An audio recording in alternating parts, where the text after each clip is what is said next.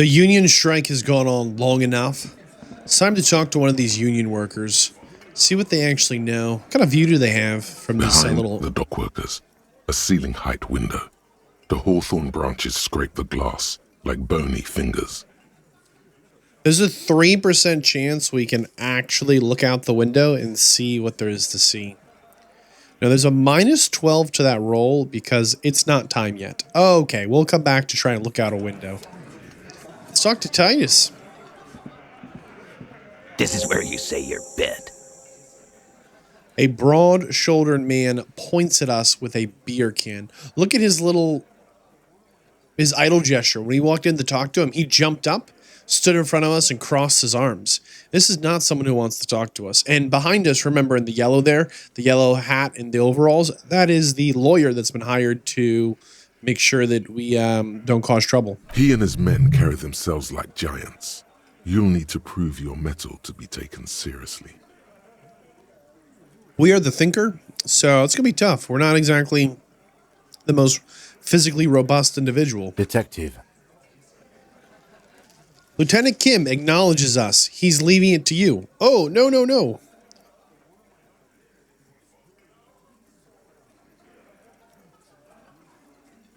We're going to be silent. Hey, dipshit. You hard of hearing or something? The boss man's talking to you. Look at that. Glenn can't even handle it. Feels the need to prove himself. Step in like Titus can't get it done. Do not let their squeals disturb your serenity. These are but simple peasants, sire. We're going to raise our chin and look into the distance like a prince. What, is he fucking kidding? This guy high or something? Okay, Shanky, a third dock worker, is trying to make a joke. It's not very funny. Hey, asshole, up here. We're talking to you.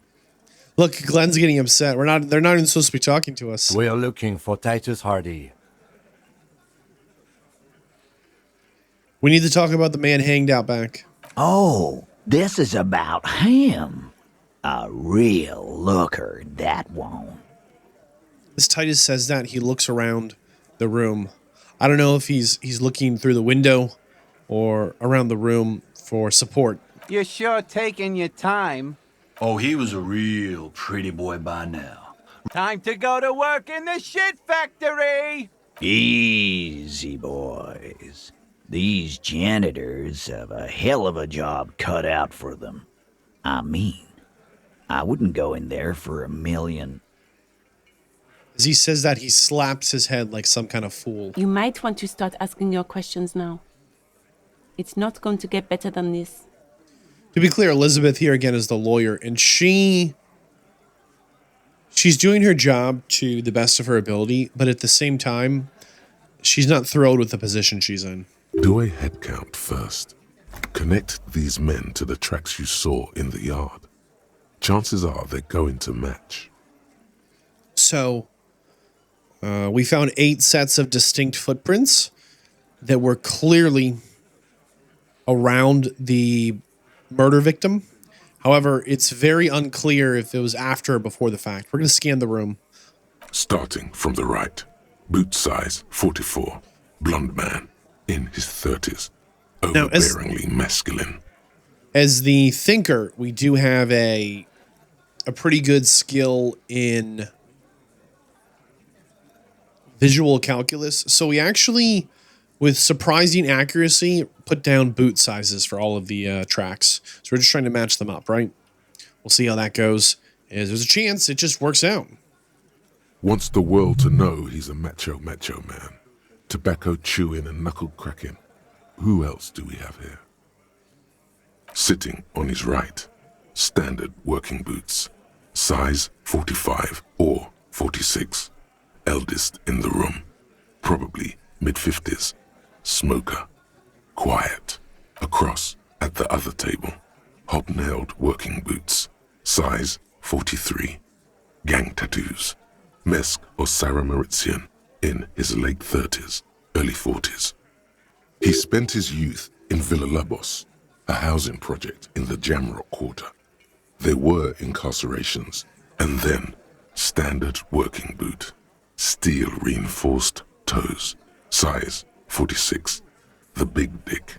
wide at the shoulders and lean at the hips, rugby cap, fingerless gloves, and numerous scars, a little under 40. These are not young men. The emblem on his vest says Rowing Club. A little patch below it reads T. Hardy, Captain. In the far corner, standard working boot, steel reinforced toes, size 44, 40-something, non-alcoholic beverage in hand. You squint. Is that a plectrum? Yeah, this guy doesn't match the others. On his neck. Forget it. Let's call this one the musician. Musician, okay. My inner drama is like, that's the musician. What? Size 41, with the light step. Not a child, after all. An older man with a rat face, mean, watery eyes, and 2 front teeth missing. So, at the crime scene, we found a pair of footprints. We couldn't determine if they were a woman or a child, as they were very, very light. But it seems those might have been Shanky. Now, just because we can place their shoes at the crime doesn't mean they were walking in them. It doesn't mean they're the only people here that have shoes this size. It doesn't even mean they're the murderers. They could have just came to, do something stupid after the fact. Like, this isn't very incriminating, but it's a step in the right direction. In the middle, heaving and wheezing. Big guy. Boot size 46. Deep marks. Probably carried the victim over. He, alone, is 130 kilos. Add the man in armor, and you could easily exceed 220. So there was one set of tracks that was very, very heavy. And it either indicated someone was a literal giant, or they carried the body. I like how this guy's name is Fat Angus. We're not going to forget that. Big Fat A. In conclusion, these 7 are the actors on the crime scene. The footprints were theirs, but there's a discrepancy. So one of the footprints we think belongs to the woman who abandoned her truck, who had sandpaper on the pedal, who just might be a little scary and traveling with illegal or goods that are not on her. Like, if a truck has a list of things that's in the truck, she has a few extra things that aren't on that list. Exactly. The missing lady driver who was running the drug trade. Does it mean the Hardy Boys are involved in the drug trade as well? This would fit what Joyce told us. But that's a big assumption to go from, not only are they murderers, they're drug traffickers. We don't know any of that. These are huge assumptions. Maybe. But hey, you've stood there for about 4 seconds, not saying anything. Now is a good time to hit them with questions. Where's the 8th Hardy? The fuck is with you, fella? We're looking for the 8th. What are you talking about, madman? There's no 8th Hardy Boy. There's 7 of us, and we're all here. As Titus says that, he sizes us up, trying to determine if we're a threat or just stupid. Actually, boss, we've been talking, and we think she could maybe... I don't think Glenn should have been saying here. She? So there's an 8th Hardy, and it's a Hardy girl? Who might it be? Elizabeth? The gardener? It's not Elizabeth. Shut the fuck up, Glenn! Yeah, shut up, I'm Glenn. Oh, talking here. Now what the fuck do you want? I got a little excited yelling at Glenn. Sorry, Glenn. It has to be good, if he won't let you pursue it. Looks like the lieutenant thinks so too. Yeah, Kim thinks we're doing good work. Yeah. So let me get this straight. There is an 8th Hardy Boy. It's a she, and you don't like us talking about her? Oh my goodness, Kim hits him with the fact train. Oh, the train doesn't stop. That's right. We're not talking about this. This is a private Hardy Boys matter. Nothing to do with your shit. End. As he says that, he points at Lieutenant Kim. You're not cops here. Don't go digging around if you don't want a bullet in the back of your head. I'm watching you. Now, important to remember, if we accurately find the murder victim, we might actually be saving all their lives. They don't know the level of danger they're in. Good. We are all watching each other. Officer, your question. Did you kill the man? The pretty boy. You guys really love talking about that pretty boy. Be a lot cooler if he didn't avoid the question, huh? Funny. But my partner and I have a serious matter to discuss with you. So, you do know that your boot prints are all over the crime scene. Your boots, the boots on your feet, the boots you wear, your footprint. You mean these boots?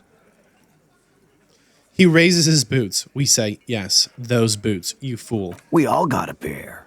We wore them the night we took the pretty boy out back and hung him by the neck. I really hope the lawyer shows up to be like, he's joking, right? That's a full confession. Book him. Yeah, we did this. Together. All of us. Until he was dead. That's why our prints are all over the scene. He might think it's a good time to be funny, but we don't. We're actually very serious about finding who is the... who did the crime. There's a catch hidden somewhere. He didn't confess so that you could take them all away. It's too simple. You're just going to confess to this murder? Goddamn right. No. These 7 honest men have equally come forth. They told you what happened so that you don't waste any more of your time. Something's not right here. Remember when Joyce said... So there's a union strike going on. Commerce has stopped. And we learned from Joyce, she represents the company that the union workers work at. 8% of all global products come through this port. So them stopping trade is actually pinching everyone, even the local businesses that, whatever, we're getting off track. Joyce said that originally someone was here negotiating with the union and it did okay, but this is the 3rd union strike. And they sent the negotiator who went to the first 2 union strikes and things went okay. Like they got it done. But at the 3rd one, they just threw him out on his coat and they sent Joyce. And Joyce told us their demands have been so unreasonable that they know that the company will never concede to them. It doesn't really make sense. It's like they want a civil war. But at the same time, we know that there are active elements, active members, active participants in leadership positions directly connected to organized crime who also have their goods being stopped by this union, by this strike. So just like Joyce said, their demands make no sense. Everyone here is suffering on both sides. And to make matters worse, they know we can't concede their demands. They literally cannot do it. Right? To make matters worse, these guys here are doing a weird thing. They brought a lawyer here to get all 7 of them to confess, and then the lawyer confirms it. She straight up says, no, all 7 of them confessed. They're all the murderers. They did it. At the same time, all of them. Don't waste your time. They told you what happened. They're really trying to get rid of us and put us in an impossible position. Our vehicle maybe fits like 1 or 2 criminals, not 7. They know that. Really? They're all going to confess? This is really the outcome that they're going for? Something doesn't add up here. Like, this isn't even like good negotiation tactics. This is weird. This is a weird series of events. All 7 together. They're diluting responsibility. It's an anti-arrest tactic. I think there's a possibility none of them are the killer. Let's quiz him on some facts. How did you kill him? We hanged him up by his neck until he got real still. Wasn't that obvious, Copper? There's a possibility he was killed somewhere else and then hung afterwards, which means Titus here is a liar on all accounts. Didn't they teach you anything at the cop school, idiot? They're so bold, aren't they? This is where an autopsy would come in handy. You have to work with what you know. So, I've deliberately not touched the body. We could have interacted with it. I don't want to. I think it's gross. It's icky. And because of that, we don't know if what he says is true or not. And I also kind of like the challenge of, because we haven't inspected the body, we don't know, right? It just adds another layer for me. And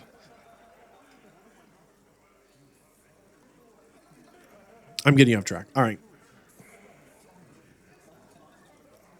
That's weird. You know, if that's what you did, then why did no one report the noise that would have made? The report said nothing like that. Sounds like there's some inconsistency here. You know, if you were really dragging someone out to kill them, you think there'd be a ruckus. Titus, you don't have to clarify anything. Elizabeth, actually, he does. We overpowered him, dragged his unconscious body to the tree, put a noose around his neck, and hanged him till he was dead and steady. Interesting. So now he was unconscious and dragged. Then we left him for seagulls, maggots, and you. Make them a bit more uncomfortable first. Then see if it all adds up.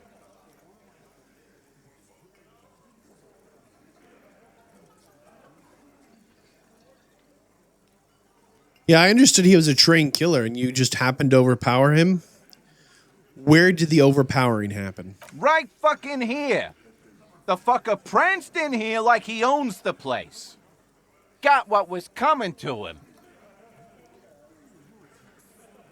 I thought he was a trained killer, special forces, and you just happened to overpower him all by yourself, Shanky? With numbers, asshole. How do you think? You're right, Lizzie.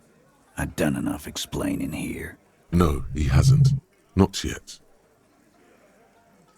There's an 83% chance to successfully catch Shanky in a lie.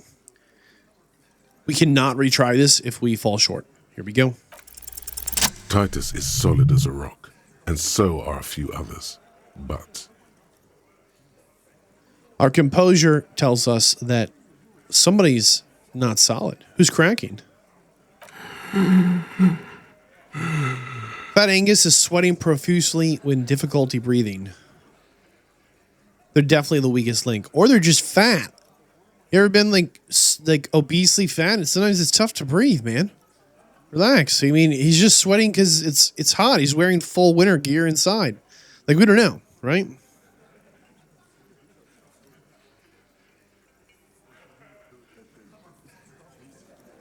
Hey, Big Angus. You look like you're hyperventilating, big boy. What's going on? You okay? Heart attack? No. He looks up startled, his forehead shining from sweat. Oh, this is extra. Of course he's having trouble breathing. Just look at how fucking fat he is. I wish Shanky was a little funnier, huh? Fuck off, Shanky. Angus is a powerful guy. All muscle. Interesting how Titus puts Shanky down because Shanky isn't as physically large as another member of the crew. keep your eye on this powerful guy. Sooner or later, he's going to break like a piece of twig. Thanks, composure. There's something you're not telling me, Titus. And fuck you, too, Copper. Picking on Angus like this. We're done with this schoolyard shit. And just so you know, he doesn't have trouble breathing. Now, it's very interesting he tries to convince us Angus doesn't have trouble breathing. It's very interesting because we can very visually see that Angus is panting. If you're watching on a mobile screen, maybe you can zoom in on it. I don't know how well it translates. I can see here on my screen, Angus is panting like he's just jogged up the steps and found out he left something at the bottom. So he ran back down and then jogged back up. And now he's like struggling, like he's panting. His whole body is pumping up and down. This is more than just being dangerously obese. This is more than being out of shape. This is anxiety. This is fear. This is panic. Something's not right with the big boy. And they're trying to protect him. And we saw right through it. This one is a stone wall. You won't get more out of them about the night of the murder. Not yet. It's 10 a.m. on day 2. And we've got another lead. Like what, Copper? Why'd you kill him? Why? 'Cause he was worthless mercenary scum. And he stepped out alive in my town. Interesting that Joyce got a report that the mercenary had attacked a woman. And Titus here gives us a complete different story.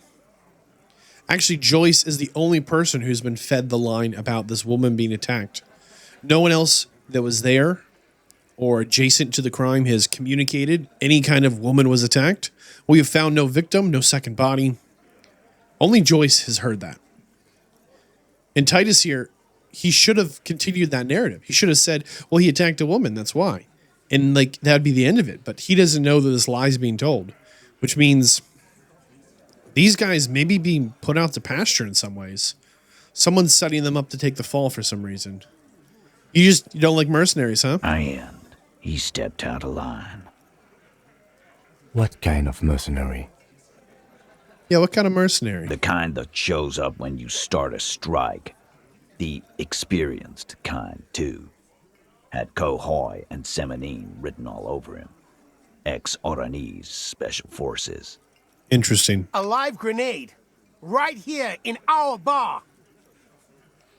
Eugene does not like violence. All right, Mr. Musician. I can't prove it, but I know he was sent by the Wild Pines. They hire merc shit like that. Story of every strike from here to Samara. How do you know he was Special Forces? How do you know? You can say he seemed like it, he walked like it, I saw the tattoos. Come on. How do you know? Because one night, he walked straight up to the mic and said, I'm RNE's goddamn Special Forces, and I'm gonna fuck you all. You think Eugene's just making this up? Really? Yeah, really. Had a gin and tonic up there, sang some RNE's paratrooper song, and said he's gonna fuck everyone. Really? Really? We couldn't believe it either, but he fucking did. Right there. Like some kind of animal. And you just took him at his word that this drunk paratrooper singing fool was honest and accurate with what he was communicating to you? Sire, the tale is true. Oh, shut up, drama. Drama just loves the drama, okay? This is a serious violation of the karaoke code. Okay. Aside crimes against karaoke, I don't see the issue here. Wrong. He harassed women, raped one, harassed workers, threatened to kill some as a warning. All right. Look at that. Titus is actually angry now. This is the first time we've got a genuine emotional reaction from Titus. And this is the first time we've got a confirmation that there may have been a woman who was victimized by this mercenary. From rape to harassment to threats of violence. Why the strange de-escalation? Now, my rhetoric does bring up a good point. This is an odd series of events to communicate. Almost like it's a script you've kind of forgotten, but have to remember. You remember all the parts, but not the order they go in. Yeah, we killed him. Of course we did. Why? Well, we all killed him. Yeah, why'd you kill him? Well, he's in my town. Okay, that's why you killed him. Well, he stepped out of line. Okay, that's why you killed him. Well, he harassed women. Okay, yeah. Then what? Well, he harassed. He killed. He's a bad guy. Wait. A truthful story would have been, but instead it's like they're trying to remember a script and trying to feed us the right information so that we get the answers we need to walk away. But they don't quite remember the script, so they're kind of panicking. To kill us all, if we don't open the gates, if we don't let the scabs in, if we don't bend over. That was before he started coming here. See, again, it doesn't add up. He's like, he threatened to kill us all if we don't do what he wants, blah, blah, blah. But you said he came in here and sang drunk karaoke and then gave the threats. Which was it? Was it the threats and then he came here? Or he came here and then the threats? Yeah, he said it was his favorite joint now. Started coming here every night. Drinking, grabbing girls. Grab one of ours mid-karaoke, right there on the stage. Who else was here that isn't in your little buddy-buddy gang that's going to corroborate this story about this girl. We should be able to find the drinking girl that was grabbed. He grabbed someone? Kim is trying, it literally says, the lieutenant is trying to make sense of this flood of information. It is a lot of information, but I'm not sure that it's more than a smokescreen right now. If it's true, we need to find out. And we can find, if there was a lady who was victimized, we can find that. And if there wasn't, their story starts to fall apart. Yeah. This girl's on the mic. A beautiful girl. Young. Gets into the second verse of Lover Lake. The fucker grabs her legs, starts screaming. I feel like that's something that the manager of this place would have mentioned, or the lady in the wheelchair, or the cook in the back, or when we called the girl who worked here who ran away. Aren't you fucking listening? My man is talking to you. He took care of it. They got the girl out before anything else could happen. Titus, this is the problem here. We are listening. You told me he did a horrible thing. Then you said he did a less horrible thing. Then you said we killed him. Right? I thought you said he did assault this woman. Did he or did he not? Now you're saying you got the woman out before she could be assaulted. This doesn't make sense, Titus. Yeah, me and Eugene got her out. Aren't you fucking listening? Shanky repeats, like a little parrot. There's something odd here. Hit him, drama. Hit him, drama. Seems like they don't want to talk about that rape Titus mentioned. Why not? This is a serious allegation. Make them talk about it. This is a serious allegation.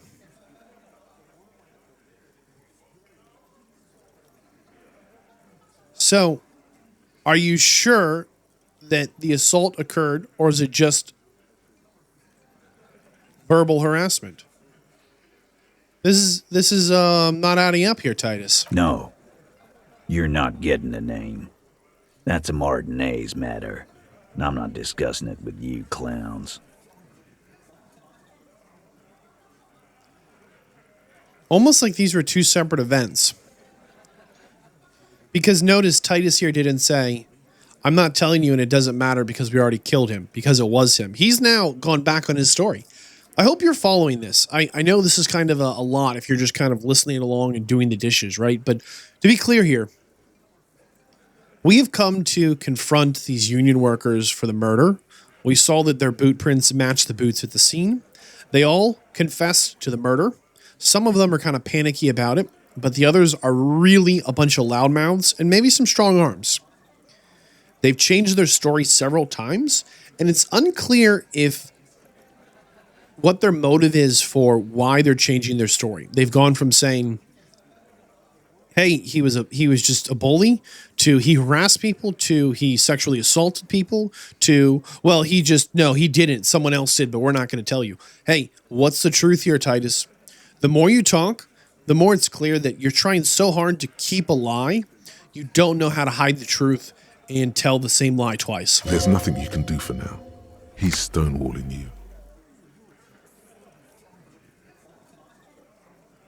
So you just murdered him, huh? Are you deaf? There will be no singling anyone out.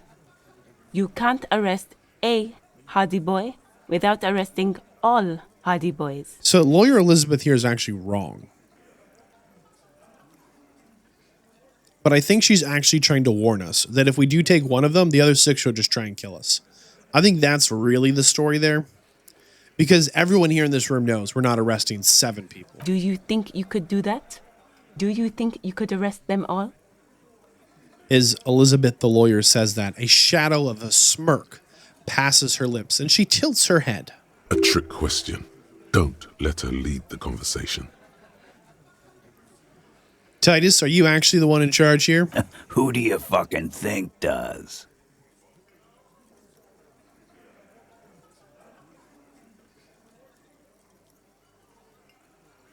Okay, so he's asking, like, who do you think's in charge of our gang? We actually have a couple of interesting options. We can say it's the 8th Hardy Boy, the one who's missing, the lady. We can point at the bearded man. Gangs are run by the oldest. We can point at Fat Angus. We're going to do that. The biggest animal. I'm guessing it's the big one. He dominates the herd. We can point at Elizabeth or Titus. I think the truth is none of them. Let's just call out Angus because we know we have clues that he might be a weak link. We have clues that Shanky doesn't get along. We have clues that Titus values girth. It's Fat Angus. It's not you, Titus. You're just a front. We know it's not Fat Angus. Let's see how it plays out. The sweaty man turns red and looks first down, then around him, apologetically. Like he's apologizing for jeans and liking to eat. Shut up, man. Relax. It's not the fat ass. Titus runs the Hardy Boys, genius. That's why we're called the Hardy Boys. I think you got your answer, Mr. Law. Look, now it's Titus Hardy. Did it say that before? I don't remember that. Yes, there are some administrative differences. But on that night, they all acted as one man. We're going to confront that one again. Who Are called you the deaf? shots? Do you A trick question. Don't let... Who do you fucking think You know what? does? I think Elizabeth does it. It wasn't a question, dickwad. This asshole is worse than... I think. Yes, there are some gonna administrative go through all of different- them. Are you deaf? Do you A trick question. Who do you fucking think does? Old beardy boy in the back. Theo's a great guy. A great guy, but come on. I think. Yes, there are some. Are you deaf? There's Do you- one A trick more. question. Who do you fucking think does? Yeah, it's Titus. That's right. I think you got your answer. No, you did not get an answer. Titus does administrative work. He pushes paper, fills out forms. The others can't read. But on that night, they all acted as one man. Hold up. Elizabeth, the lawyer, is trying to convince us that Titus does administrative work. He does paperwork. Nobody believes you for a minute. He just murdered him, Titus. How many people have you sent to the Shays? Shares electric... Or send them to Reunion to rot. For 20 years. For life. But you see, a lawman. Are you deaf? Do you? A trick All right. question. There's Who do you one more fucking option. think does? It's the 8th Hardy Boy, the missing one. They already said she's not in the group yet, but we'll see what she says. Titus, no one was thinking. That there's any question who's the leader. No. Fuck no! The big dick is right here, asshole. You're looking at it. Right. Fucking here. Wow, Titus sees her as a threat, a huge threat, a big enough threat that he felt a need to grab his crotch and shout at everyone that he's in charge. Real leadership. You love to see it. Disregard the outburst, officer. None of the boys have any comments on their power relations. That night, they acted as one. That's all. You just murdered him, huh? How many people have you sent to the Shays? Shares Or send them to Reunion to rot. the River Esperance Correctional Facility. Oh, so you are... So is hanging a man, slowly, without breaking his neck. All right, tell me exactly when the hanging occurred. You don't have to keep answering his questions. Actually, Elizabeth, he does. She keeps saying that like it's true, but it's not. I know, Lizzie. Relax. We killed him last Sunday night. Seemed like a good way to end the week. Sunday night? How long have you known the victim? Known him? We don't associate with scum like... Yeah. Who do you think we are? Quiet. He came around about 3 weeks ago when that Pines cow first sailed into town. Happy? See, the Pines Cow is the company that owns the place these boys work or associated working with. So it is good on them to connect the mercenary to the Pines people as they all showed up in town at the same time. By the Pines Cow, you mean Joyce Messier, a representative for White Pines? The same company you are striking against? And I love having Kim here. Just having a second person to like every once in a while like say something super factual to get a confirmation, just to make sure we're all talking about the same person. I'm kind of a wild man and I need Kim next to me. I showed up with a crowbar. I don't even know why. No. I mean the Pines cow. Why don't you ask her about the pretty boy? I'm sure she has interesting things to say when you ask her hard enough. It's a weird turn of phrase. Ask her hard enough. That's enough insinuation for today, Titus. Officer, your interview is drawing to an end. It's Don't waste your interesting that last Elizabeth thinks she can close this interview. They've confessed to a crime. I own them now. Titus, why don't I just arrest you? Just you. You say you're the leader of the Hardy Boys. Yeah, lawman. Why don't you? We both take a step closer, staring each other in the eyes like a bunch of primitive apes. It's almost an anthropological sight, watching him try to assert dominance over you. True. Not in the arresting mood? Yo, Shanky not only does not like law enforcement, but he loves to shank. By your side, the lieutenant keeps his hand away from his holster. You hear the nylon of his coat hiss as he steps closer. I like the way Kim doesn't feel like he needs to start shooting in this situation. Just his presence matters more. While the little rat-faced man reaches into his sleeve, there's a knife in there. Some of the others reach for their belts. Their eyes are light. Ho! Everybody's reaching for a weapon. I'm going to see if I can quick save and step closer in case I get killed. You confess to a murder. I'm taking you in. Or we can back off. I'm going to step closer, but I don't actually want to do this yet. I want another chance to back out. Look, coppers, I know you think you're doing your job here, but there are 7 of us and 2 of you. As Titus says that, he opens up his jacket and shows us his weapons. That's an Easter 50, a Ziemsk-made monstrosity. It'll blow your head clean off. I love the way my hand-eye coordination is like, hey, by the way, man, that will blow your head off your shoulders. Almighty God, even Dick Mullen only has a 45. I wasn't ready for the encyclopedia to call out to the almighty gods and then highlight that a fictional character in a book is like, even that fictional book character doesn't carry such a big gun. An Ister 50, huh? Nice weapon. Even the great legendary Dick Mullen of literary detectives does, oh my goodness, we'll just back off, Mr. Tough Guy. Am I gonna have to?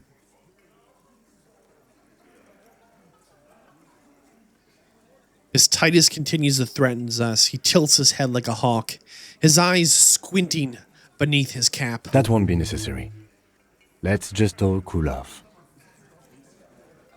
Kim pulls us back a step out of the booth. All right, that was a good ending there. I like the way Kim pulled us back as if we needed to be. We probably need to show Titus that we meant business. But again, remember, we are the thinker. Now, we did not confront the Hardys about the drug trade, and we do still need to do that, which is actually very important, I think. We are still 30 points from a level up. Hopefully, we can squeak that in. Let's see here. And talk to Elizabeth quick here. I've got nothing to say to you. Why are you wasting your time? Because you're the 8th Hardy girl. I am not. You could be, Liz. You could be anything. Even a mod? Glenn, I went to law school. I am an attorney. Not a good one. He's right. With a face like that, she could be on the cover of Le Debutante International. You know, Lizzie, he actually is right. The cold look in her eyes speaks louder than words. She is not amused. That's right. 5 XP for heckling Liz. Worth every single experience point. It's not her. She's not a Hardy girl. Definitely. Why are you so aggressive, Liz? Aggressive? You make your living enforcing violence. These people are just dock workers. Elizabeth, they all just confessed to murder. They're no longer just dock workers. They are murderers. They kill people. So you were spying on her. Listen, you moral Fuck yeah. So ask what you came to ask, or get back to your let's. All right. Ask what we came to ask. I wonder if this guy in the blue is one of the mercenaries. He's probably not, but all right, let's talk about the Can we look out the window yet? Behind the dockworkers, a ceiling height window. It's not time yet. All right, we are going to ask about the drugs. Looks like the circus left town, but the clowns are still here. Titus does not look happy to see us.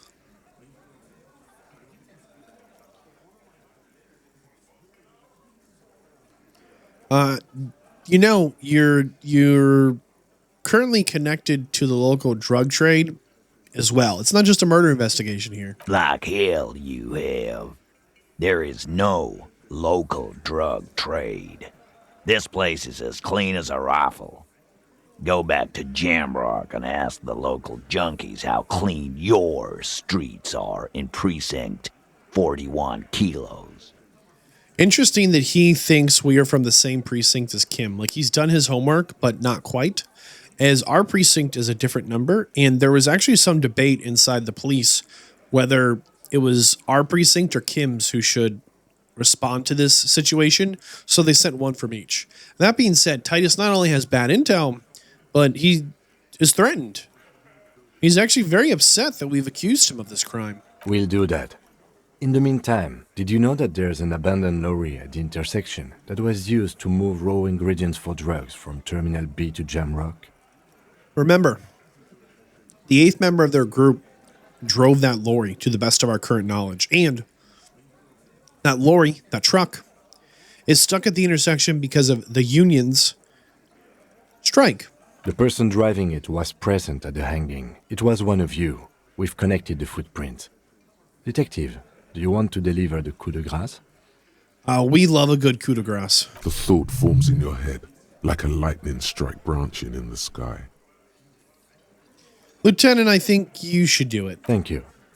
You're right, Titus. There is no local drug trade because it's all controlled by you. You're the drug trade. Boom. Knowledge bombs. That's a mighty interesting theory. I guess that's what you would need to do, theoretically. A big, strong, state-run monopoly would outcompete the runts on the street. Wonder what Titus is trying to say there. Yeah, man. Theoretically, that's what you would do. To get rid of the gangs, the dealers, even some of the junkies. Huh. You would need good, trustworthy people to take their place, of course. Hardy men to run such a monopoly. For the good of the community, of course. To be clear, you are admitting to your own profiting off the poison you're selling to your own people. The drugs you're pumping in. Boo fucking who. People will always be taking drugs. Might as well do it clean and organized. That's an interesting logic and justification.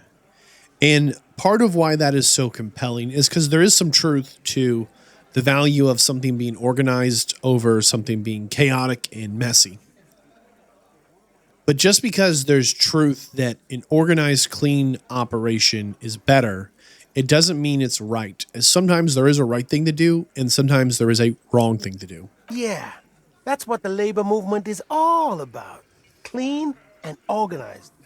And the Hardy Boys are running it. Interesting how Eugene, the musician, as soon as we start talking about the drug deals, he's very vocal and everyone else is pretty quiet. I wonder his connection there. Theoretically, of course. We're just talking politics here. My answer to your drug accusation is, how dare you? Go fuck yourself. Not quite yet, Mr. Hardy. There were 8 sets of prints on the crime scene. There are only 7 Hardy Boys here. So is she the one in charge, huh? Come on, Titus. My answer is, fuck off. Mind your own business. There is no 8th Hardy. I run this goddamn scene. As Titus Hardy says this, he takes a step closer. And here we go. Back to the usual. Elizabeth sighs. Not again. I know. Fatty walked on all fours. He's so fucking fat he left 2 sets of footprints. The problem with fat jokes is they're not nearly as funny as the people telling them think they are. Despite everything, the little man is quick on his feet. Go fuck your mom, Dennis. Tell him, Angus. You get him, Fat A. That's more like it, boys. You heard him. It was Angus on all fours. Anything else you need to know?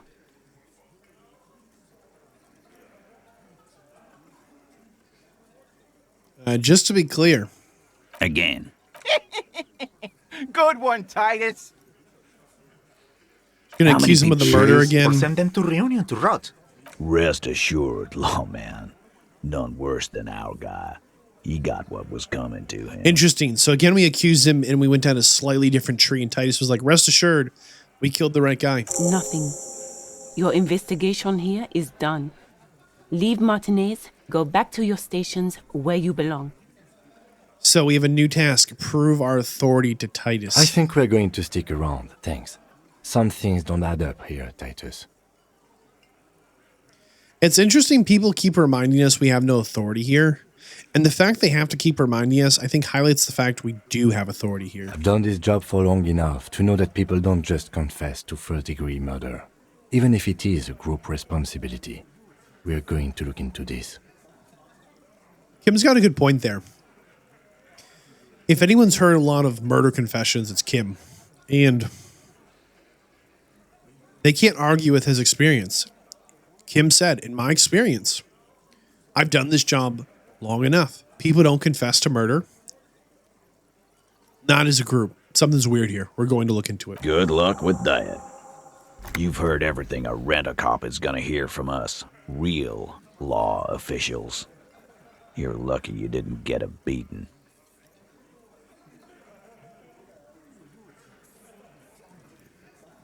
By the way, Joyce says the mercenary didn't come alone, and there are more mercenaries here who are interested in your demise. Yeah. By friends, you mean his squad mates from Crenell. Again, Titus is suspiciously well informed for his position as we know him. Wouldn't want to beat up his grandma.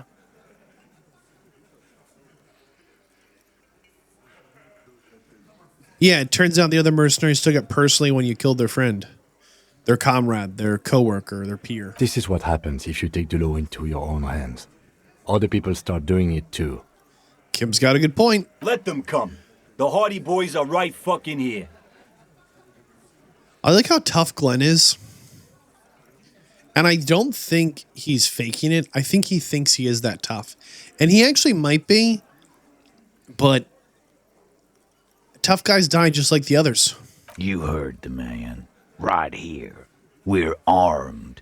We got the whole district behind us. And Glenn. Glenn is fucking crazy. Okay, maybe Glenn isn't a tough guy. He's just crazy. Yeah. A well-oiled murder machine.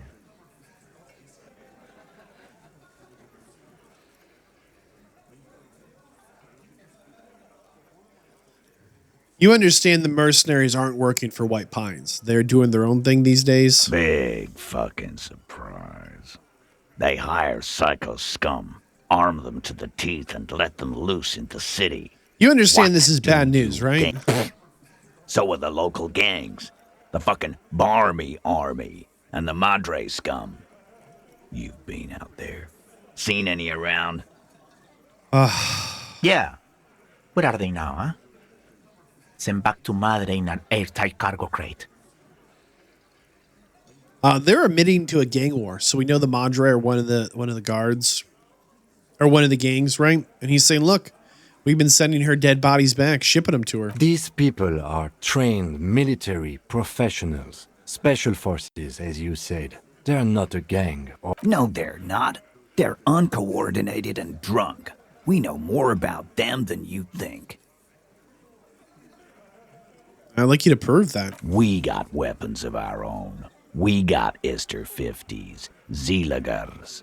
Glenn's got a knock cannon at home. Oh, And these pierce the ceramic armor. We're just like saying dumb stuff. I guess we're gonna see, aren't we? That was an unsure phrasing. Yeah, like you've been up against ceramic. You haven't even seen the whole suit, right? I've seen the whole fucking thing, and it didn't make him immortal. So maybe they stole his armor. Since again, they're saying, hey, look, we saw them restoring armor up and we still killed him. We're going to say something weird about hornets. The fuck is that supposed to mean? You're bees, the hornets are coming for you. Hornets kill bees. I don't know. We're not bees. We're men. Easy, E. He's trying to phase you. What are you trying to do? Scare my men? Nah, they're already scared. What do you mean, okay? I mean, okay, they're going to wipe you out, Titus. Relax. No, they won't. Get out of here with your negative energy. He shakes his beer at us. I want to point out it's almost 11 a.m. We started this conversation at like 9:30, 10. We've been talking to him all morning, and he's just here drinking still. My goodness. All he means is that the situation is serious. Yeah, Kim said it better. No wonder you cops get shot to shit every day. Can't go to war with an attitude like that. Scan the room one more time. Starting from once the sitting across, he spent, and then the emblem in the far corner. Size 40 in the middle. In conclusion, exactly. The fuck is with you, fella? All right. There's a 3% chance we can try and establish our authority. We're going for it. We have an authority of 0. Establish authority. Yes. Authority. Feverish thoughts race through your mind.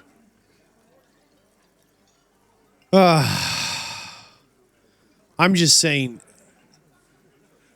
none of these, we just have crazy dialogue.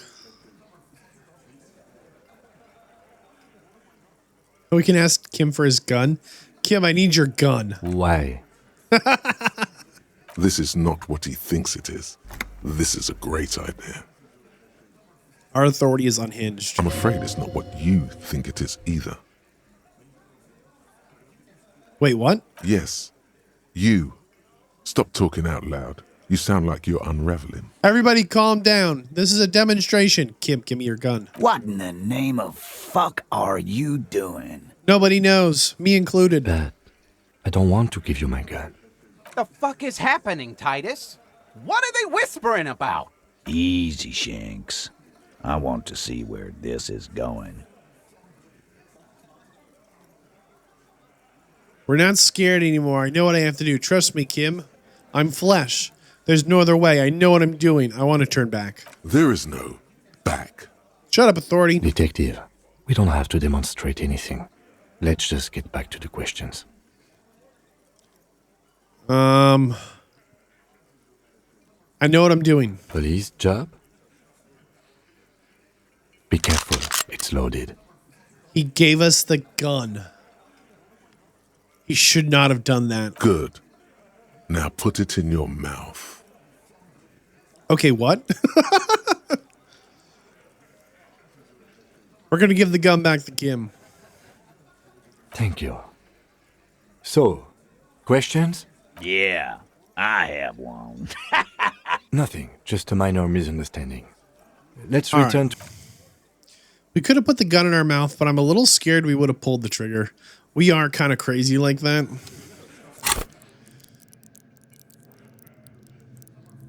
So, prove our authority to Titus. We still need to try and do that. Oh, what a dumb thing to try and do. Okay. I think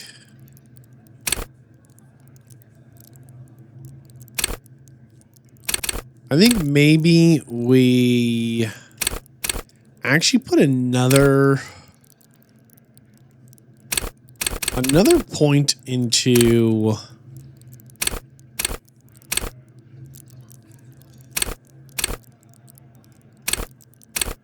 reaction speed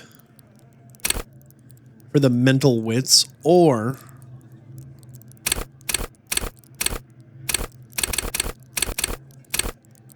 we put another point in the logic.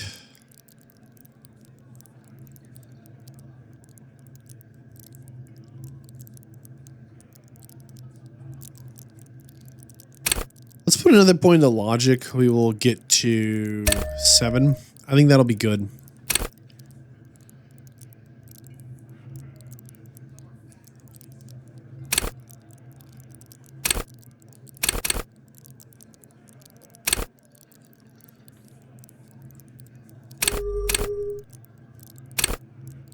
So our intellect is at 5 total. How do we get that number up? Still at 5.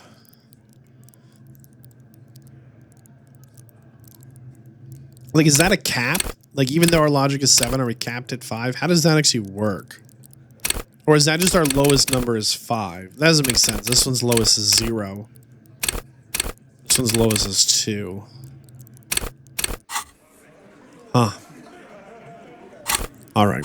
So it says we still need to find money to sleep for the night. It says as long as you don't have a free place to stay, you have to do this every night. We're going to go ahead and...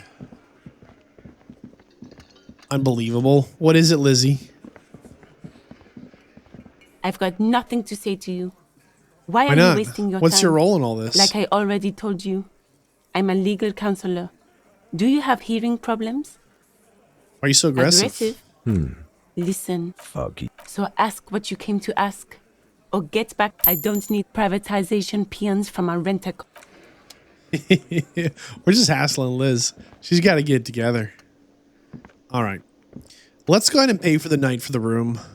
Can I help you?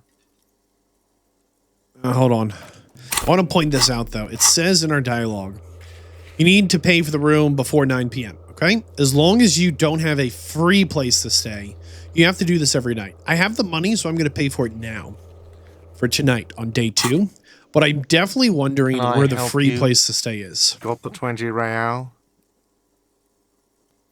I do. Here you go. Good. You got the room for the night, but remember, you'll need another 20 real tomorrow. The problem for tomorrow.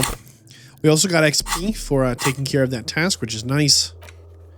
The smoker on the balcony. So we need to visit him after 9 p.m. Track down our gun. Sad song for karaoke. Secret passage. Who made the call? Okay. Track down our badge. Inspect body. Paint the wall. Cryptozoologist. Music. Prove your authority to Titus. Okay. All right. It's time to, I do believe, head towards... can we check with this guy again? Anything new here? It's all about the money. Sure. And check with Kim quick. If he has any insights. Tell me about the case. What do you want to know? What do you think is the missing piece? No, it's not a particularly mysterious case. Why not? The deceased is a security guard for a corporation involved in a labor dispute. It doesn't take a DeLorean polymath to put... There was some interest in this case at my station, but not for the... Yes, it just so happens there's a beautiful, blonde 19-year-old woman at the heart of this case. A rich one, in fact. So we're Part asking of a Kim murder some sex questions cult. about the case, and he's not taking it well. He's kind of like, don't you see the same thing I The do? wary tone is the surest indicator that the lieutenant is being sarcastic. No, not really. It can still be an otherworldly sex mystery. He's basically challenging you to sex it up with some lurid twist. Don't get right into it. Sit on it a bit. Then hit him with it. If we're from a different precinct, why are we on the same case? I'm afraid you and I are pawns in a pissing competition. Gross. You don't know? I assumed you were in on it. You know I've got amnesia. Better still than an imbecilic cop-off. It's just stupidity. We shouldn't waste any more time on it. If you want my take, ask me after we've inspected the victim. No, tell me now. Later. Was there anything else you wanted to know about the case? Did you have any information about the case before you came here you haven't shared with us? You mean like a brief? Yes. 3 days ago, the RCM Emergencies desk received a report about a security guard who was found hanged in Martinez. An anonymous caller said there was a dead body behind the Whirling in Rags hostel cafeteria. The cadaver had been there for 4 days. No one had come to investigate. Okay. During that time, the victim had been stripped of his belongings. The caller did not identify him, but used the word lynching. There is an ongoing labor dispute between the local dock workers and the logistics company Wild Pines. I was told we should approach the death as part of this dispute. Okay. They didn't identify themselves in any way. The tone was muffled. There's a strong prejudice against involving the RCM in what's seen as union matters. The dock workers' union is the de facto police in Martinez. Now it appears they've started executing too. That's right. But you got 10 XP. Good. There's an 8% chance we can convince Kim there's a dark, sexy murder twist in the case. We're going for it. Only banal things strike you. One you should be ashamed of. It's no wonder the soft one doesn't want it back. It was right to abandon you. All right.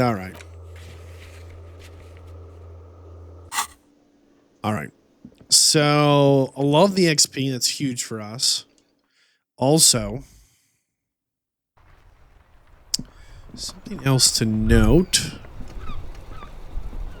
is this. In the morning light, the white on blue police livery on the motor carriage cannot but catch your eye. Yeah? Do something important? Something murder-related? There's always some with its air-cooled, rear-mounted 12-cylinder compression ignition engine driving the rear wheels through, even at a standstill. The okay, hold on. Someone has waxed it recently.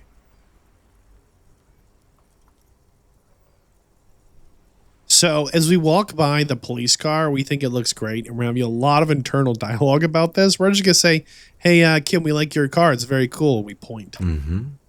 You want to take a closer look? Yes. What's it packing in there? We point at the engine. 130. I reckon that's a 7-liter V12 there.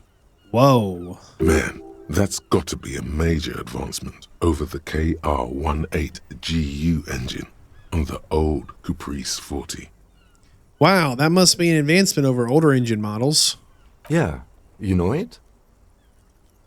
Just the basics, man. Yes, that's right. I'm very impressed that you know these things. I'm just saying, Kim, it's a fine machine. We run our hand over its smooth metal surface. Yes, an extraordinary machine. Someone's gonna blow up Kim's car. It's nice and all, but why so modest? Put some helium headlights would improve the range and quality of the visual field. Have you ever thought about switching the helium headlights? Actually, I have a pair at home. Just haven't gotten around to fitting them yet. I need to lay some wiring for the ballast first.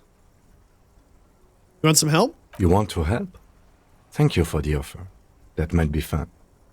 Let's do the case first, though, all right? Okay. He liked the idea. I think it'd be really funny if we could actually... We took some damage or throw him around. Is there an achievement to, like, protect Kim's car? Is it going to get blown up? It really has me worried. He loves this car. And it looks like our favorite man, Tommy... Hey, officer, you got a minute? We should definitely talk to Tommy. Maybe put our crowbar away for a minute here. We'll keep our bag out just in case. But we should talk to Tommy and see what he wants. Hey, officer, got a minute? Love that. Tommy. We've got a minute for you, old boy. I, saw you poking around in Lady Driver's lorry. She in trouble?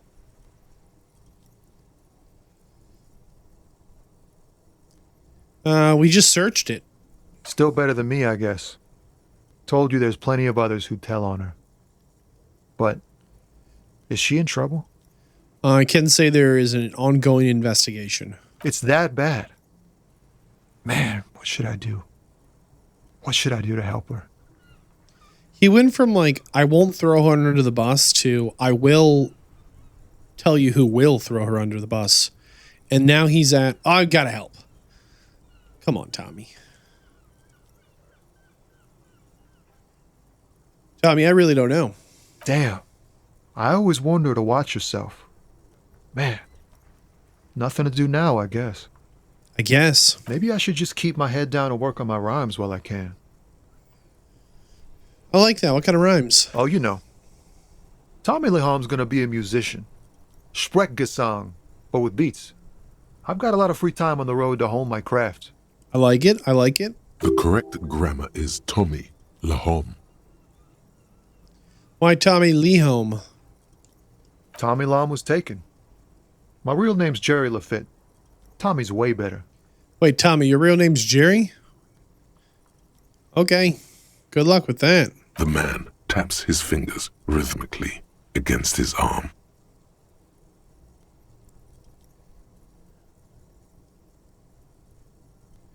We have a 72% chance to drop our best line of poetry on him. Here we go. Wait, there's something here, stored away in some dusty corner. It starts Ice in the veins, cameras and x-ray, mirrors, temperature always 0. Whoa. What else? A chalice of silent communion held out to you. Silent communion. That's good. Shifting identities, never your own. What are we saying? Dang, that's some great shit. You came up with that yourself.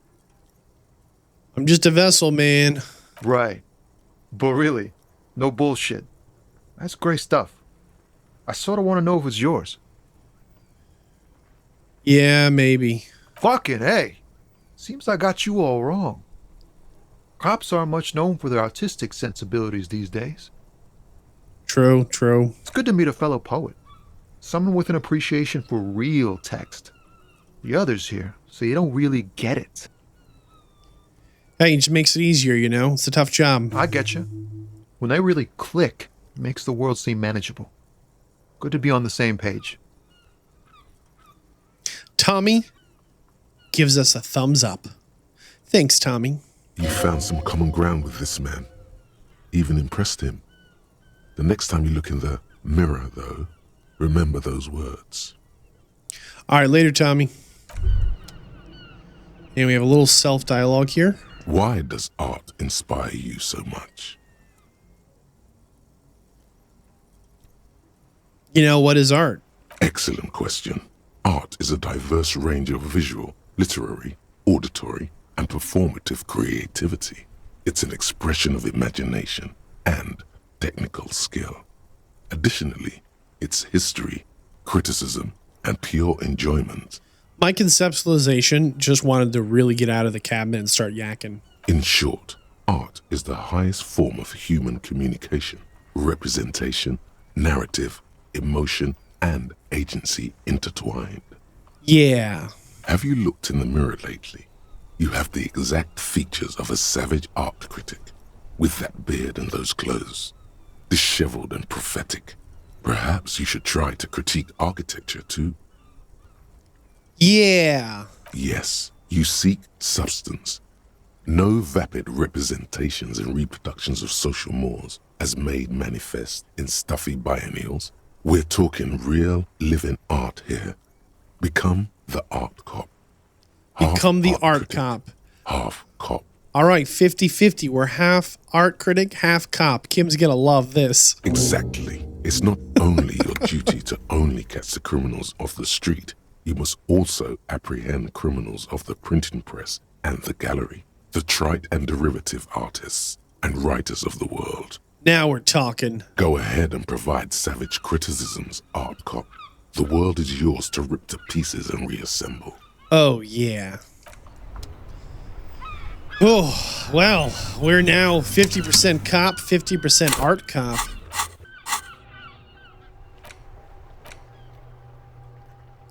I still don't really know how the thought cabinet works or how to unlock these, but we actually can.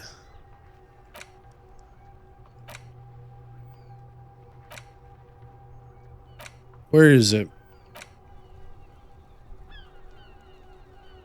Oh, here it is.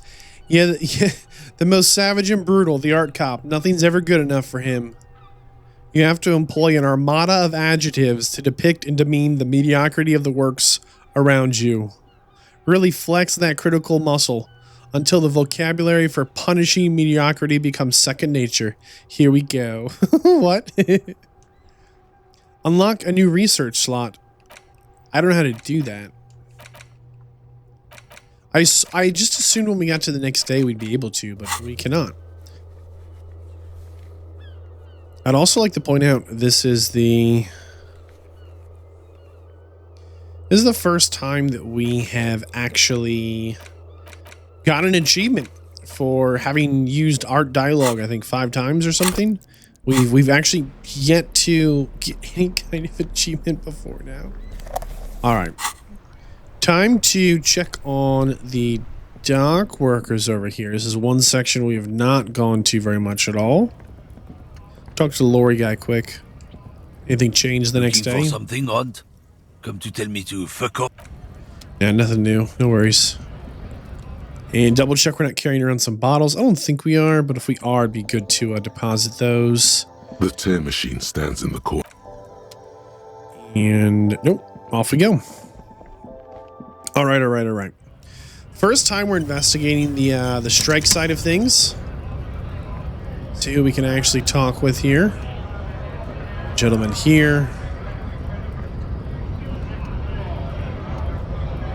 We can talk to Kim. No one stops us from walking across this line.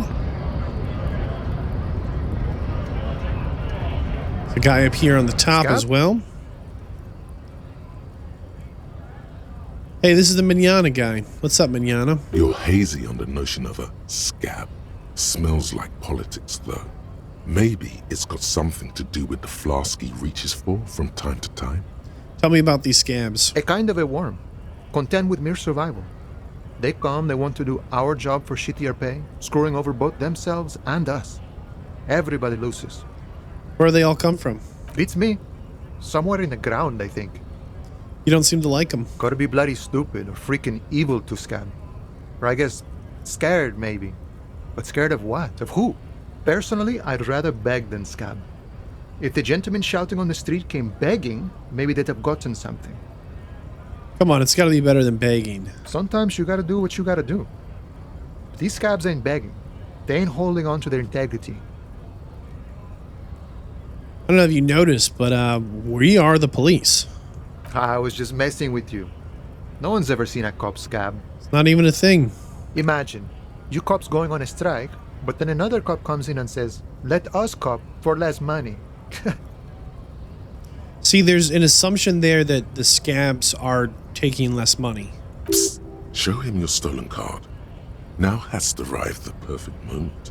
I love when Drama shows up to lead me. He's like, hey, you stole that ID card. Show it to him. Speaking of, what brings the RCM here?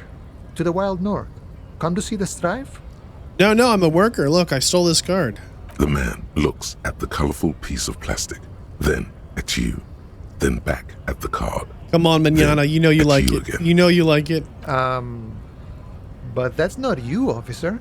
Come on, it's an old picture. From back when you were not a cop, but a heavy-set, dark-skinned dock worker named Santiago John? That's us. Highly unlikely.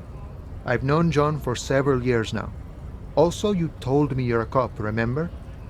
How did you get his shift card? Come on, Manana, it's a joke. Now you're in a mess. The time hath not arrived.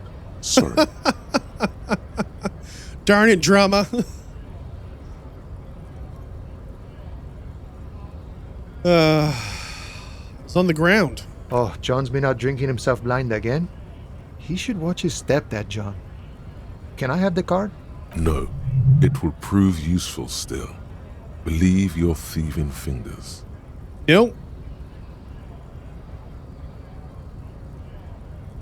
This card's evidence in an ongoing investigation. Oh, is my friend in some sort of trouble? Who knew? Well, I don't know if you know, but there's a murder. Murder, huh? That sounds like a lot of hard work. You'd never see me investigating a murder. Says the guy called Call Me Manana.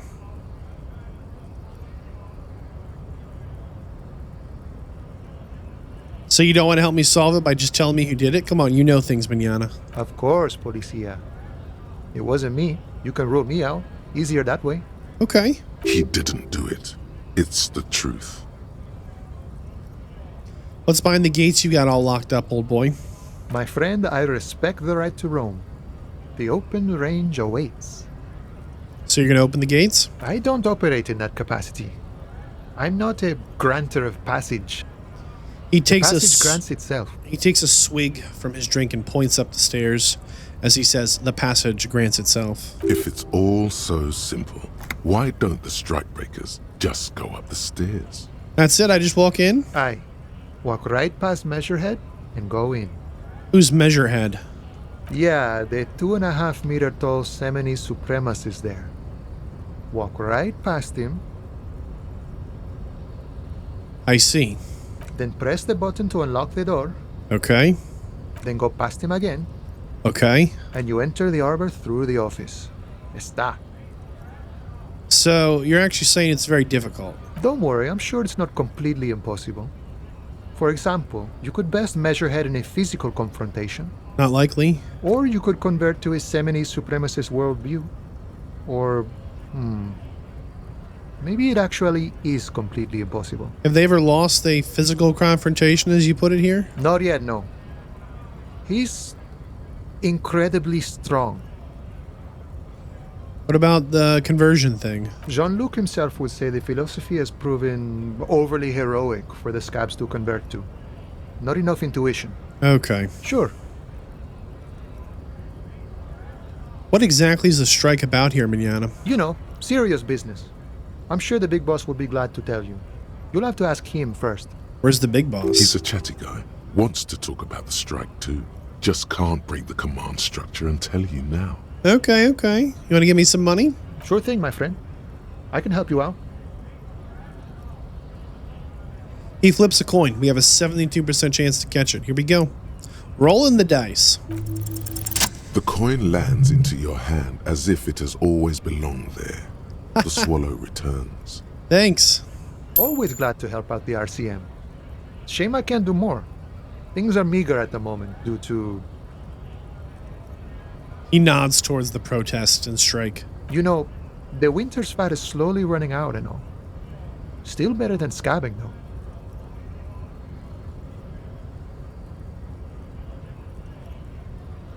You think the union is running out of money, huh? Aye, you lost me there, Honcho. But it's okay as long as you're not a sorry-ass scab. Later, man. Now, one thing important to note here is you might come to the conclusion that Disco Elysium's trying to paint this picture of an anti that it's against unions, right? I think it's really just trying to paint a picture of corruption. I don't think it's nearly as black and white as just unions are bad. We've heard about corruption in the police force at Wild Pines, and we've come across corruption here in the Union. I think that's more the narrative than unions are bad or that companies are good. All right, so these three women here are really hyping up this Motorhead guy. He's not soft and weak. No man matches him. The future belongs to him. We can't talk to any of them. Only Motorhead. That's it. What's up, Big Motor? Nobody betrays your degeneracy. What? Yeah, Measurehead. His body totally betrays his degeneracy. We are the police. And we need to get where you are. Please move. That is precisely the negligence that has led you to succumb to Al Ghul. He makes a face like he's smelling a dead rat. Okay, gross. You reek of it. An invisible sword of Al Ghul emerges from your throat. You cannot see it, but others can. It is making the woman in my company sick. Okay, tell me about this ghoul thing. Yes, Al Ghul. Yeah, what is that exactly, sir? It means alcohol. You mean alcohol? Correct. My small skull servant. It's not very nice to call us a servant. We just met. Al Ghul is an ancient Ilmaran poison. A parasitic fungus that has colonized your race. It is a trick the desert pygmies played on you for humiliating them and stripping them of their land. Desert pygmies? Intentionally fermented drinks have existed for 10,000 years. You do know that you're wrong. This is a fabrication the alchemists of Yizot and Bashir and the Rolam al-Ghul. I don't think that's how have fed history you works, people. buddy. Why don't you have another drink? Oh yeah, Measurehead.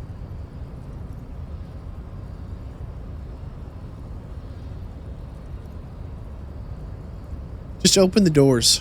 No, you don't. You need to get another drink. Occidental Haplogroup B4 is done giving orders around here. The influence of the ham sandwich race is waning. The fact that this tattooed giant with his French accent just declared the influence of the ham sandwich race is on the decline does not help at all. Does this remind you of someone? The guy down there? You like the other racist. Look at my chronology. I am the pinnacle of my haplogroup. The pink blob is a bad example, even of yours. It saddens me. You were once a noble and powerful race. So he thinks he's better than us. Bummer. You gave the world eugenics, electricity, and powerful weapons of war like missiles and aerostatic aircraft. You made great gains in metallurgy, race theory, and statecraft. And yet you're the superior race? You dominated lesser cultures, like you will be superseded. It is, baby, yeah. There is a button right behind him, just out of reach. It must be the one that opens the door to the harbor. Where's you tell me he's right? Now get out of the way. Enough with this begging. You should leave the stage of history. Bring your troops to the Seminine Islands and to Boogie Street. So he wants a and we war. will pull. The walls will be lined with bottle. There may be a peaceful solution to this. You could internalize Measurehead's race theory. He would take you as one of his own. So if we just say we agree with him, is that okay? Good idea. Will he get out of the way then? The best idea.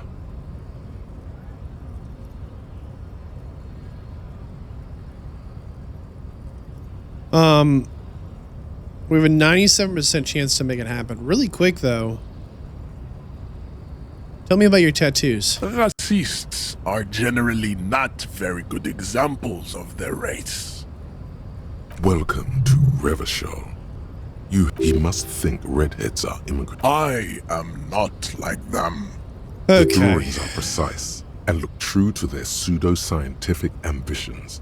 One thing, however, it is not entirely free of throwbacks in the phylogenetic tree. His large jaw, for example, could be a trait indicative of criminalism. Also, his earlobes could be smaller. You could tell him his earlobes are big. What? The size of the earlobes is not a real... Your earlobes are flawless, Jean-Luc. Yes. What about your jaw? That atavistic stigmatum makes pussy say yes, plenty. Okay, sure. Babe, thanks. But I got this. Why are you now with the Hardy Boys? I am not the first line of defense. I am the last. In addition, these so-called Hardy Boys are an effeminate clique of bodybuilders. Their company is spiritually degrading.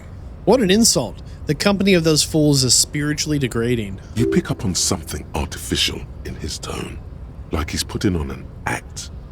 This is unlike him. He is usually more himself.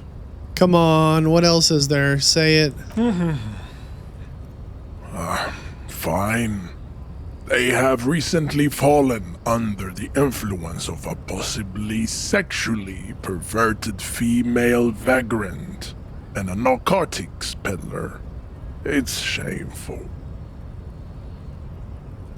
So, a lot's going on in this conversation. I'm going to summarize at the end because I think it's getting really tricky with Mr. All Caps here. Find out for yourself, endomorphic blob. short version is that he truly thinks that you can judge the way someone is internally based on external features. He says the way his head is shaped makes him smarter than us. He thinks the way our hair is cut makes him smarter than us. He thinks the way his bones are built makes him better than us. There's all kinds of like deeply held beliefs here by Mr. All Caps, but there's also some disharmony here in the Union. So him calling us an endomorphic blob might be the biggest insult he could say based on his beliefs. Interesting.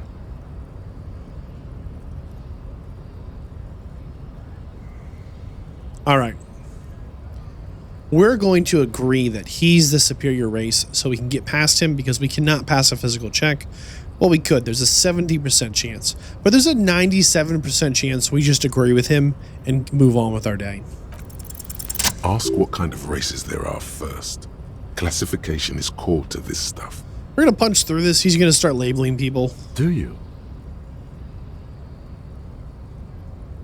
Kim got nervous. Like, Kim, relax. We're doing the thing. The lieutenant looks toward the harbor's electronic door, and then to you. He lets out an audible sigh. What are we going to do? Start punching? You are obviously a liberal. There are 3 categories of race. Okay. Those are a receding genetic. You know them by Mahoon is it in some municipalities. Oh my the goodness. mount, Colorful test. the vesper, the other overproduction, as proven by the mount. The indigenous people of this, the Insulindian archipelago.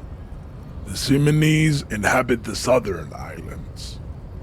I am Simonese, from the stock of Ulembuir on Ile de Fantôme.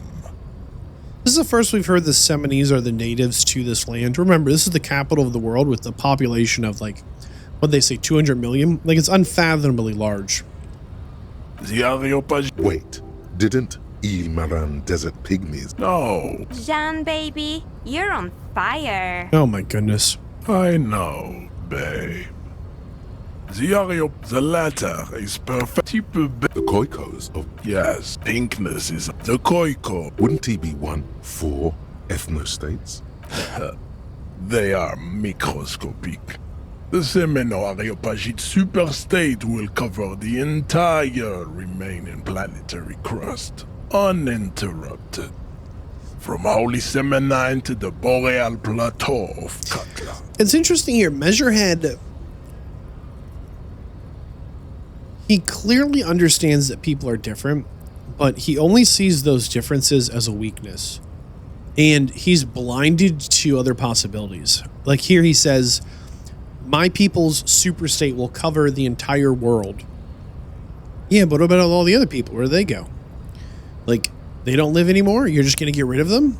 Its leaders will be the genetic epitome of the Simonese and Areopagite stock, elected by nature, not the base inner spoilage called demos. See, he talks about people being elected by nature.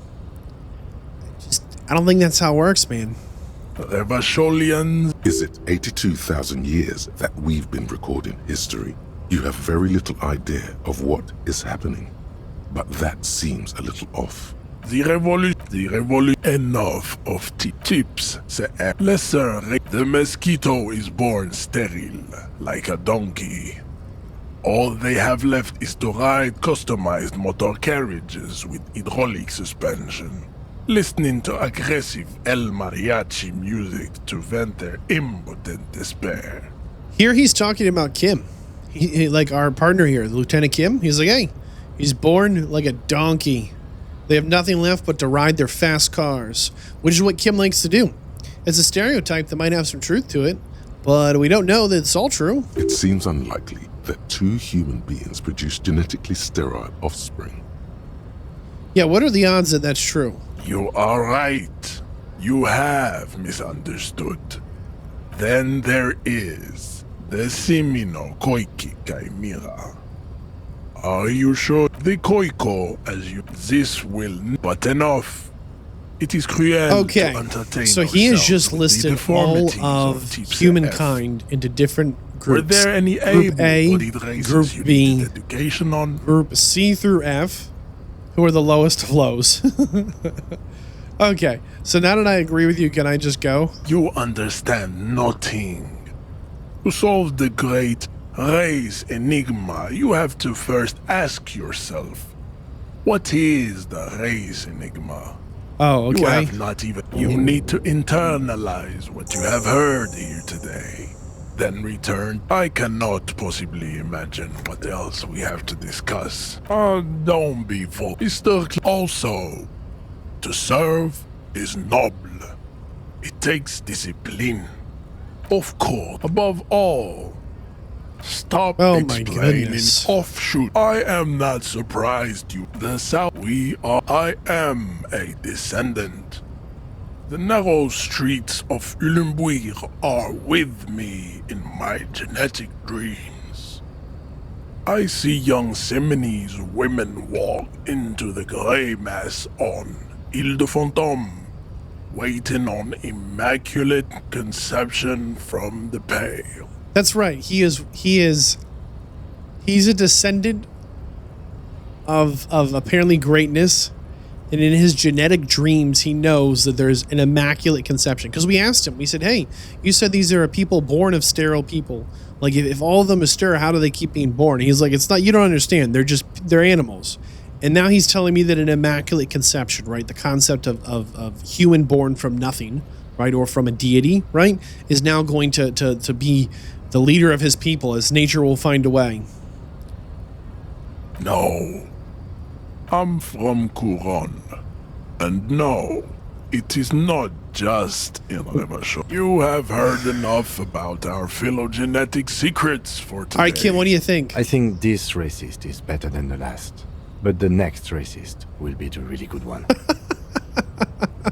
Kim has a real way with words. Yeah, get him, Kim. They're all kind of bad, huh? That will be the... That'll be our lucky one. He will grant us 3 wishes. Yep, 3 wishes, like a genie. Your pedomorphic friend has quick wits. He leans in to inspect Kim's facial structure. The lieutenant does not flinch. You should keep him close. The congenital defect of farsightedness does not render him a complete invalid. He still has the use of his mind.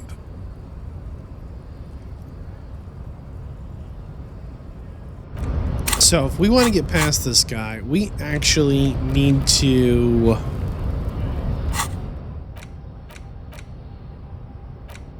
Wish I understood this. It'll take 1 hour and 40 minutes. So we're going to forget indirect modes of taxation.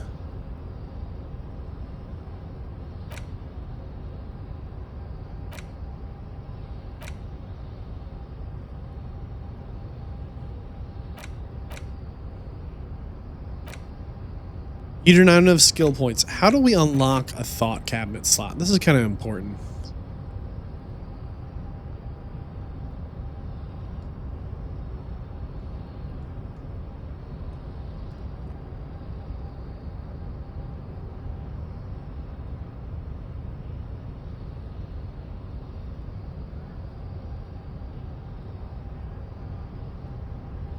We have to burn a skill point. It says... So even though we have these thoughts, we can't, can we just walk around them? No, it's literally just like a wall. So the option is to try force. Let's show him the ID card. The man looks at you. You are not Santiago. Santiago and we have a is 17% chance to knock him out. Even the phrenically impaired. We failed. This. Darn. How did this happen? Your little fist is in it. You must be out of your mind, degenerate drunk. Your fist cracks in his hand like a ripe apple. He breaks our hand? Shoots up into your brain. The words to the song have changed. Your hand twists in his grip and the pain blinds you. He breaks our hand again? Good. Now leave before you humiliate your homoerotic organization any further. Let's talk to Kim, apparently. Maybe Kim's gonna help us out here. I'd appreciate it if you didn't force us into situations where I may have to shoot random civilians. I'm not even sure the one bullet my chamber holds would even prick that Hulk.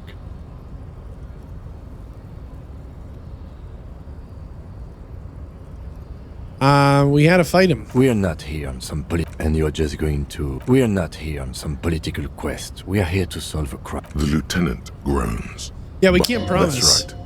You should do... What's this?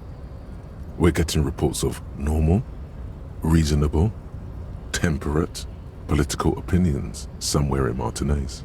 It's also about its time to become a citizen of the Kingdom of Conscience. Okay. I knew we could trust you. Remember. So we can get another one of these we could try to internalize. But we need to unlock a slot or forget a slot. And we don't have a skill point. We might have soft locked ourselves here. We get XP through dialogue. And I just do not know if there's any more dialogue to be had. We've actually talked to basically everyone. There's one last dude here, maybe. Nice aggression with the native. Not bad advice, actually. This might do the trick. Let's talk about our right to work. You here to fuck with us? Beat the honest worker down. We're here to fight for a cause. Stripes usually have problems with people who have causes. I'm confused. I guess no? Good.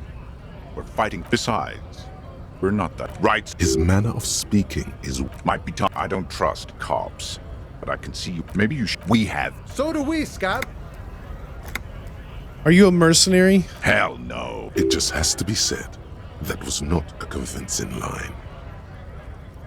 Fucking bug. I'm going to interpret that as a yes. How about you fuck off now, huh? Okay, of course.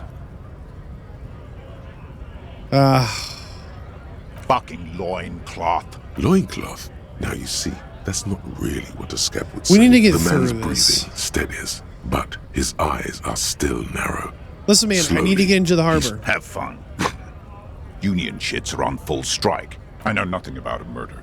Wouldn't put it past these right to work! It's shameful. Cops doing nothing. You should bring back up. We are not picking a pity. Let us work! Honest, we came. I have a question. Why do all these men follow your leadership? You think they follow because I'm big and loud? No. They follow the rules of the market. When a bunch of them beats me. There's something odd in the way he carries himself. His shirt is far too small. He ignores your question. Silence is the answer. You've been talking to him for quite a while now.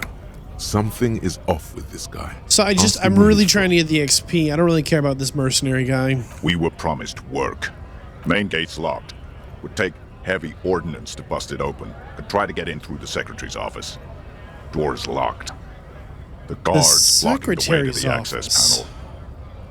And I don't mean the scrawny mess punk either. I mean head measurer. Or what have... Yeah, bad. Standing on a narrow bridge, he's got a strategic... I don't know how the Union has a trained killer up there. But that one's no joke. And why don't you go arrest... It would be better for the neighborhood if... No! Do not be fooled by the programming. There is a precarious balance inside him, keeping him in check. But it's shaky as hell. He's gonna fight for us? No! I'm not a fighter. I'm a... We got no XP for that. Yeah, there's nothing there. He's just one of the mercenaries complaining about life, basically. This is really not good. So we failed the check to be able to fight. We failed the check to... No, in order to get past him, we might have to agree to his ideologies just so we can move it forward. Because we're out of people to talk to, I think, until 9 p.m. See, there's the lady on the roof. We still haven't figured out how to get up You see there. a set of tire tracks in the brown slush that covers. I don't know how to get on the roof of the building. This trash container is just a Your fingers start to itch. We could try using a pry bar, the one you took from my motor carriage, or we could ask for a key from the manager of the Whirling in. He might also have information. This is better than the pry. Force time isn't happening. You've jammed the pry bar under the lid, but it just isn't. Let's ask the manager for the key. This is. Yeah, I meant to click. Let's go ask the manager for the key. Maybe that'll open up the... Maybe first we'll get our pry bar back. I know it's in our hand. And we'll have a key to something. And maybe there's a clue in the dumpster, right? I mean, we're getting pretty desperate here. Can I help you? Mine? No, it belongs to the Whirling in Rags. Thank you for clearing that up. Why do you keep the container locked? Why? To keep the hobos and drunks out. That's why. And the neighbors, too. They put their trash there, and they don't pay for the garbage company. I thought as much. And are you the only party with access to the trash container? Well, yes. Us and the garbage disposal company. It seems a little callous, doesn't it? Something stirs in you. Prod at him and find out. Callous? What are you? Crass? What are we talking about? Was this not about the trash container? We should return to the case of your mistake. What for? It concerns the case. Just bring them back once you're done, please. Yeah, we're never bringing this case back. Psst. Psst. Yes, you.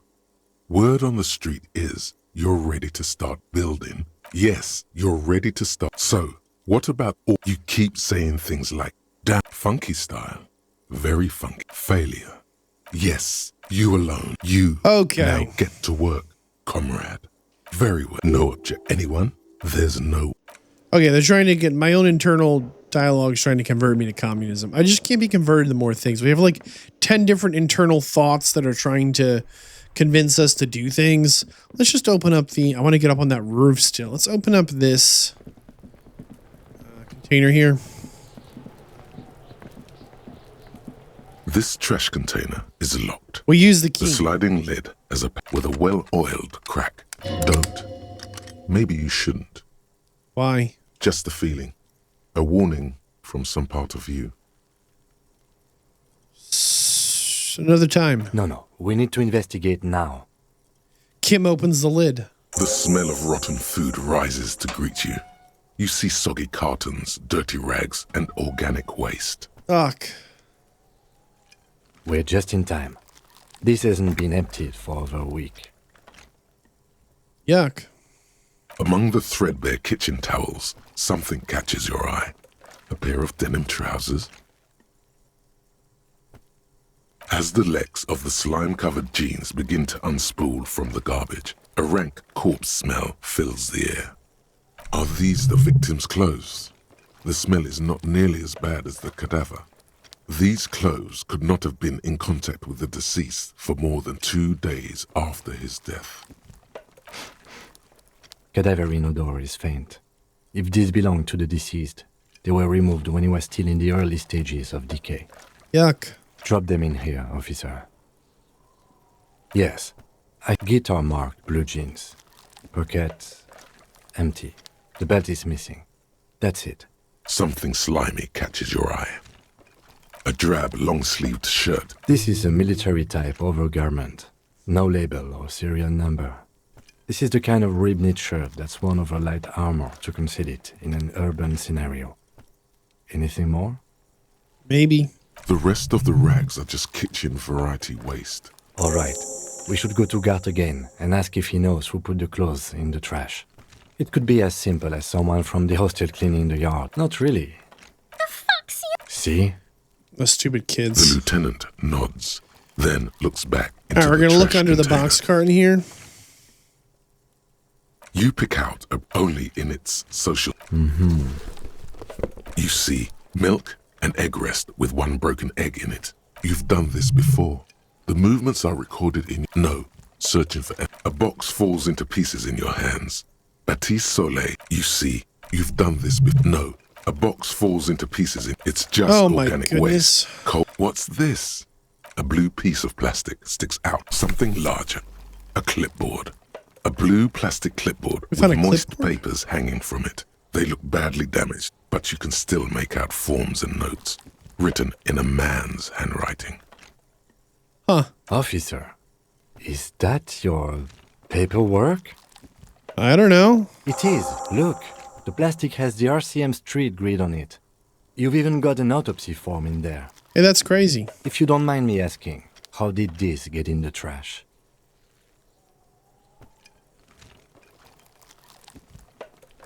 I don't know.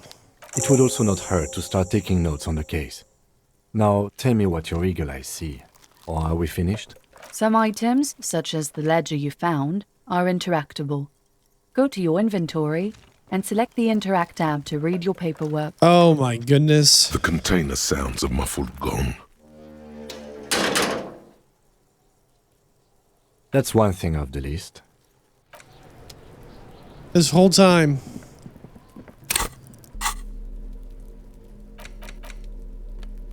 A yellow mug. It's just a racist mug. What's there to read here? I don't know. No, oh boy. Here we go. What are you going to say about a broken, tossed-away mug that you dug out of the garbage? I don't know. If you want to earn some change by guilting people, go for it. But if you want to... Okay.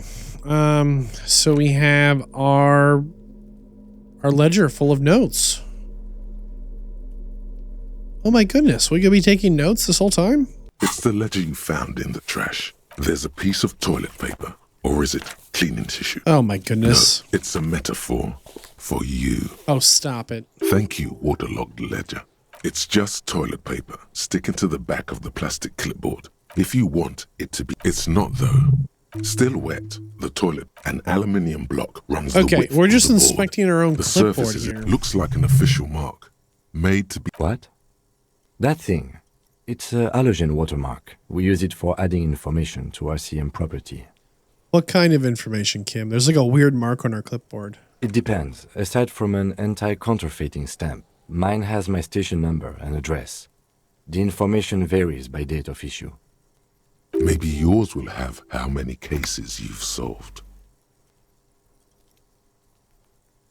How can I read it? Any capable light with the right wavelength will do. Like our flashlight? All RCM vehicles have headlights designed to reveal halogen watermarks. This means you can read the watermarks if you... Okay. While a bunch of sodden papers sag from the clipboard in your hand. Okay, let's go read the clipboard.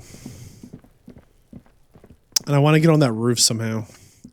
It's probably some kind of a physical check. All around you, rain falls on the great city of Revachol. Rain drips from the eaves and floods the gutters, washing the filth away. The spring thaw must be here. The snow is melting. Looking up at the sky, cold water dripping from your hat. Okay, what do I see? Grey sky like great battleships, clouds colliding with one another. Rain falls down on the world. Your shirt sticks to your chest. The shoulders of your disco blazer grow heavy. The cold finds its way in under your skin.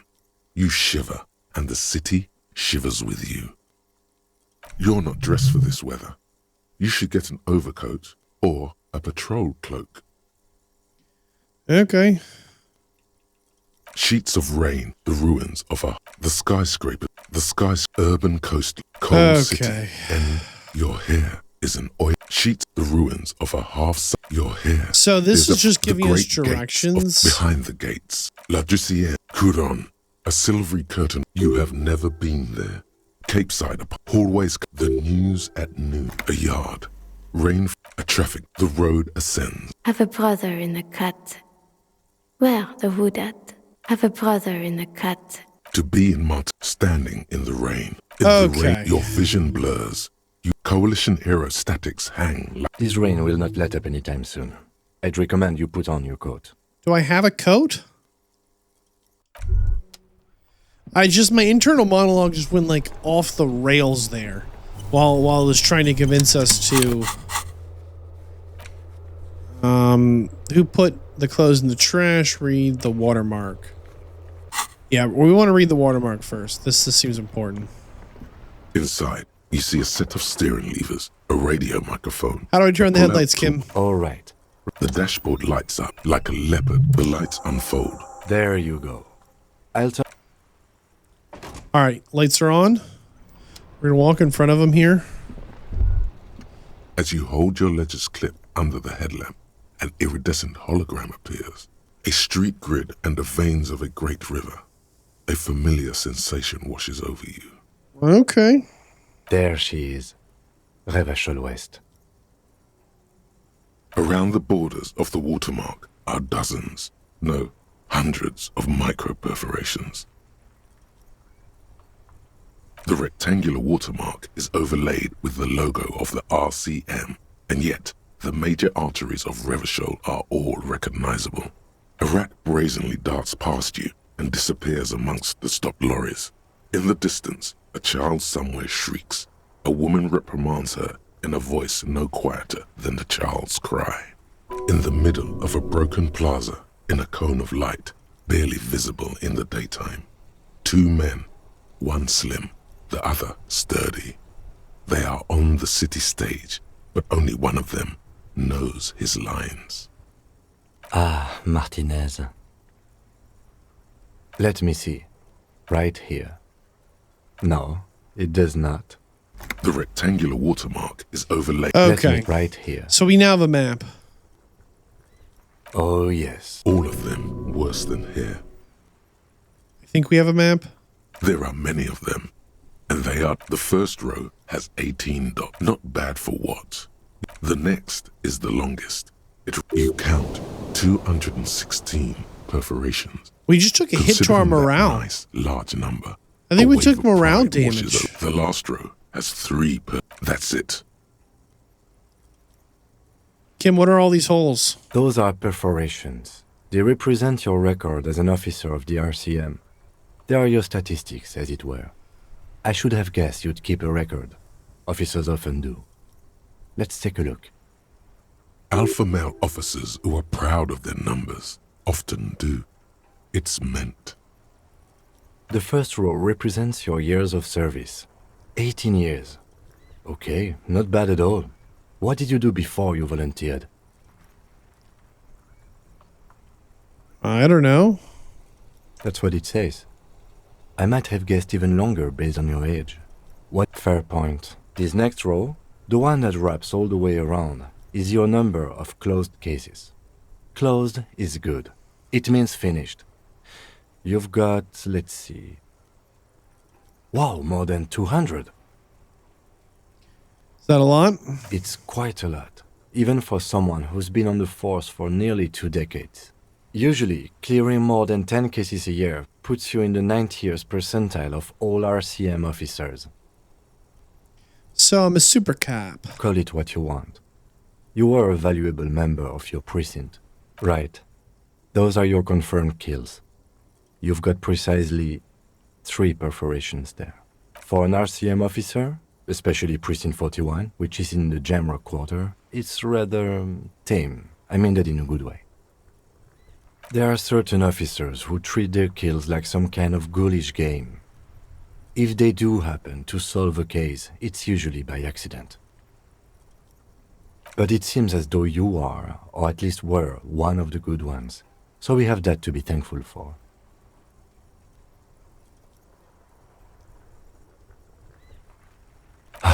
If you want to pour out the booze you've been carrying around... A dark pool of cheap wine appears at your feet.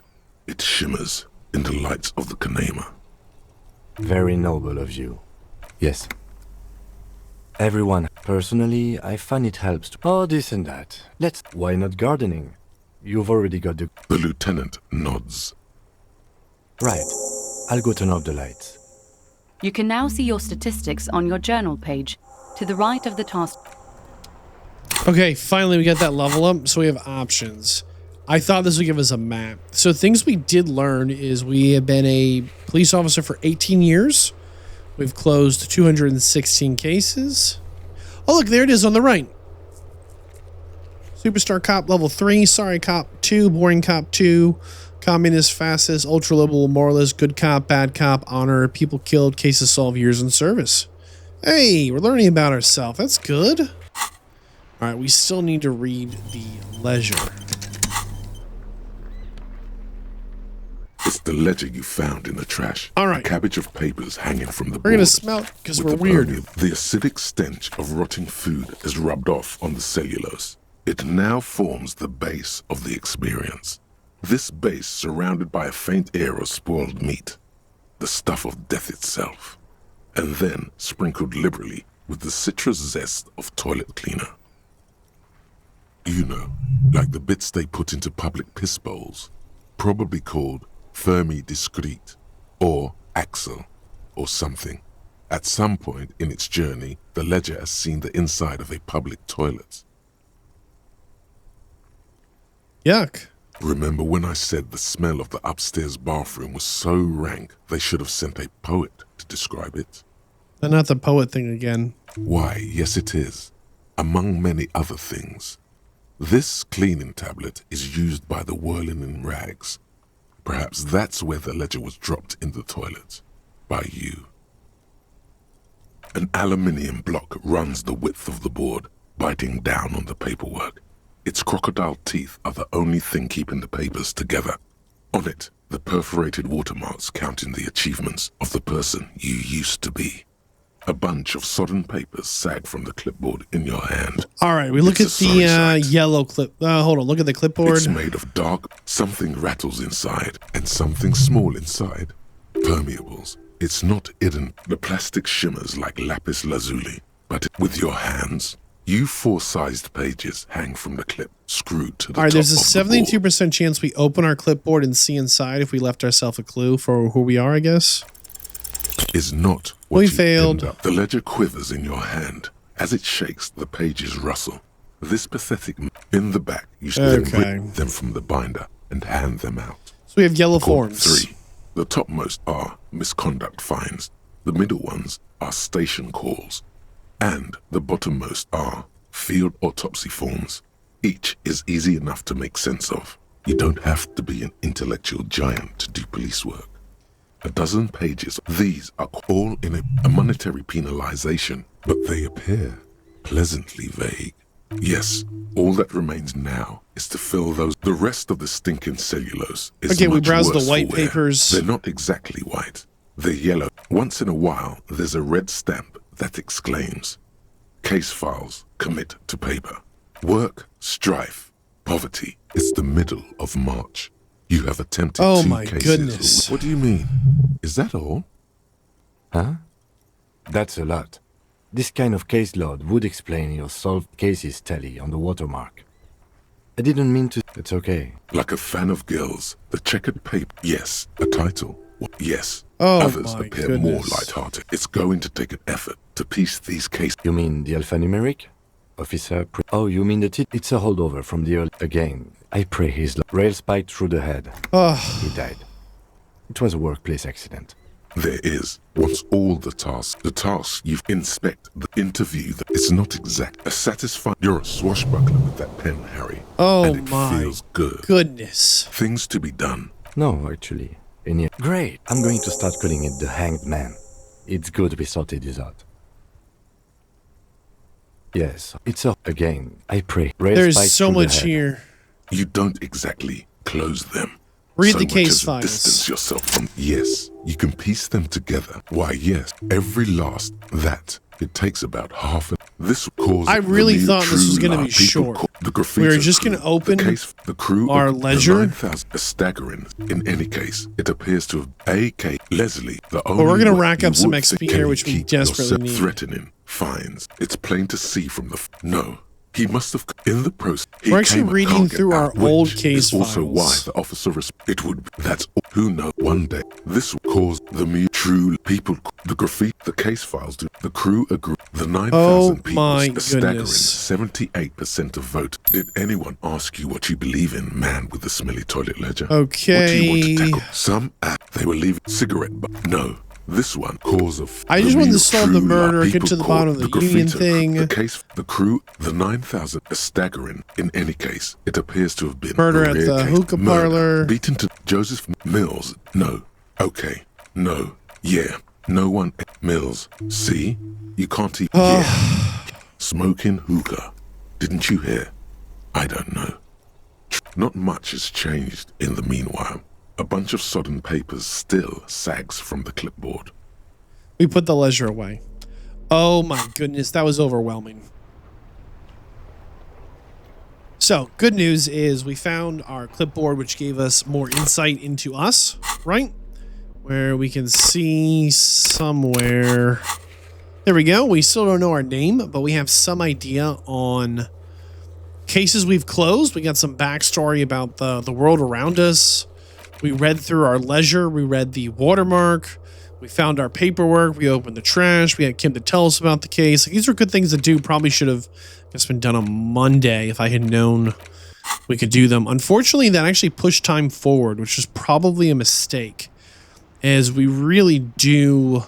We need to find a way to get on the roof of this building. Now, I remember there's a. See, she's over there on the roof. There's a way that we. Here, right? This metal pile here. An inconspicuous pile of the roofing material, Eternite. So because we put a point into perception, we can try again here. So 83% chance we figure out what this is. Because it's nice and orderly. Rhythmic pattern. This is the second time we've actually failed this check. We're going to quick save. We need to. We're going to go into our perception, and we're going to put a point in it so that we can interact with this again. There's a 92% chance this thing stands out to us. Because there's a secret door hidden behind the panels of Eternite. And this is huge. That's why they're too orderly. We found the secret door. We're going to pull the panels aside. There it is. You see a shabby little door. Boom. We failed that skill check, what, 2-3 times? What is this then? A tool shed?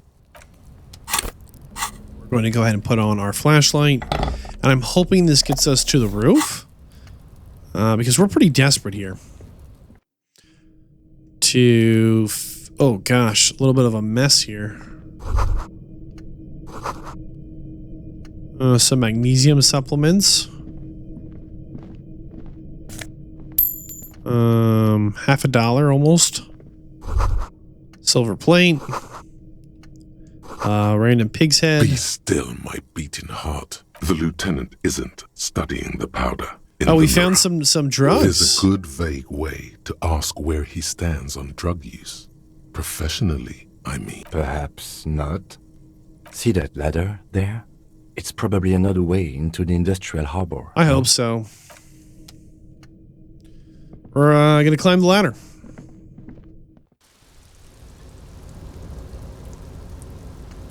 Jacket here. Door over there. Can we get to that box? Without falling on our face? Hold on. Wait. Can we get to this bucket first then? We just picked something up. What was that? Another postcard. I wonder if these are just things we should be selling. This doorway's gonna collapse soon. See, I thought this would connect to the roof. See the windows over there? It does not connect to the roof. Now, we've actually found a whole $1 out here. That feels pretty good. So you can see that the stairs on the right, that is the staircase we just took up to... Oh, health potion. Perfect. Deal with Motorhead. That's perfect. Find some money on the roof. I think we're going to be able to maybe get around him. So we need to work our way back down from here. This might not seem like a big deal, but this actually busts the case wide open. Motorhead down there, or Thunderhead, whatever his name is, there's only 3 ways to get past him. We either have to internalize his advanced race theory, we have to fisticuff him, or find a way around through this office. But we got on the roof. I'm hoping we can get to that door from here, which will then open up a new path forward.